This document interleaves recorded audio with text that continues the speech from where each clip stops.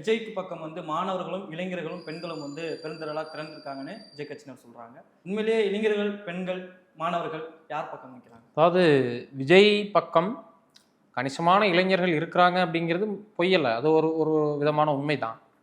ஆனால் அந்த இளைஞர்கள் ரிவ்யூ பண்ண வேண்டியது இருக்குது அப்படிங்கிறதா நான் பார்க்குறேன். ஏன் அப்படின்னு சொன்னால், நீங்கள் சொன்ன மாதிரி விஜய், சிஎம், அப்புறம் எடப்பாடி, இப்படி 3 துருவம். அநேகமாக சீமானு சேர்த்துனா ஒரு 4 லைன் ஆஃப் காம்படிஷன் அப்படின்னு வரும்போது, கவர்ச்சிகரமான திட்டங்கள், இலவசங்கள், அதே போல் வந்து ஊழல், இப்படி பல அரசியல்கள் மிக்சடாக இந்த தேர்தல் என்பது இருக்க போகுது அப்படிங்கிறத அந்த தேர்தல் அறிக்கைகள், தலைவர்கள் பேசுறது, இப்படியான விஷயங்களில் பார்த்தோம்.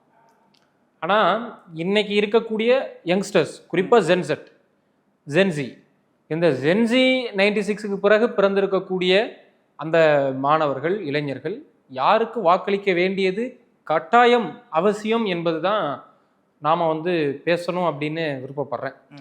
அப்போ அப்படி பார்க்கும்போது விஜய் அப்படிங்கிற ஒரு பின்னாடி கூட கணிசமான இளைஞர்கள் இருக்காங்க என்பது பார்க்குறோம், ஊடகங்களில் பார்க்குறோம். அது இருக்குது, ஒரு டாக்ஸிக்காகவும் இருக்குது அப்படிங்கிறதையும் பார்க்குறோம். இப்போ விஜய் என்ன பிரதானமாக முன்வைக்கிறாருன்னா, திமுக ஒரு தீய சக்தி, ஆமாம், திமுக ஒரு ஊழல் கட்சி, வாரிசு அரசியலை நடத்தக்கூடிய விஷயம், அதனால் அதை நாம் வந்து மறுக்கணும் அப்படின்றார்.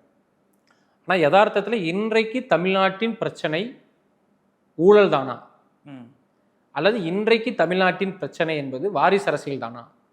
இதெல்லாம் டெமோக்ராட்டிக்கான விஷயத்துக்குள் உரையாடல் நடத்த வேண்டியது அவசியம். ஜனநாயக மீதான தேர்தல் தானே இது, ஜனநாயக தேர்தல் தான்.